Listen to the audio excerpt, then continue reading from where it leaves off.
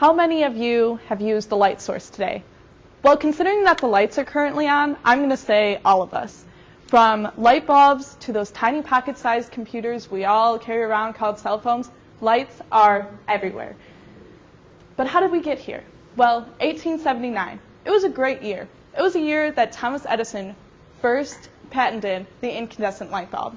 But obviously we've come a long way since then, from fluorescent lighting to finally LEDs, light-emitting diodes. These are semiconductor devices, and semiconductors is a material that has a conductivity value between conductors and insulators. And it has a band gap. A band gap is the fundamental parameter of a semiconductor. It is used to determine what semiconductors can be used for. So why do we need to change our light sources? Well, LEDs are smaller, they're brighter, they save energy, and they last longer. The only thing that they need is to save cost. Because if we could make LEDs and light sources more cost efficient, we can make them more readily available for those who do not have light sources right now. Because sometimes we forget that lighting is a privilege that not everybody in this world has. So that's where my research comes in. For example, gallium nitride. Gallium nitride is a wide bandgap semiconductor.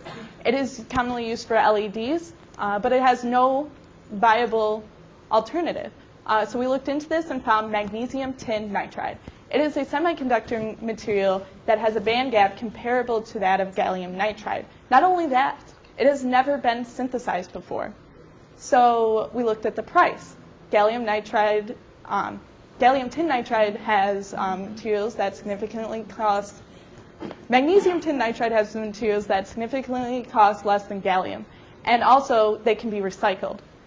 So not only can light sources be more cost effective, they can be more environmentally friendly. But how do we grow this? We grow this through molecular beam epitaxy. It is a vapor deposition process for elements to deposit onto materials in a high vacuum source. It can be grown by atomic layer, layer by layer. We use this, and as you can see in the top right pictures, we've used this to grow magnesium tin nitride. This is the first synthesis ever of magnesium tin nitride.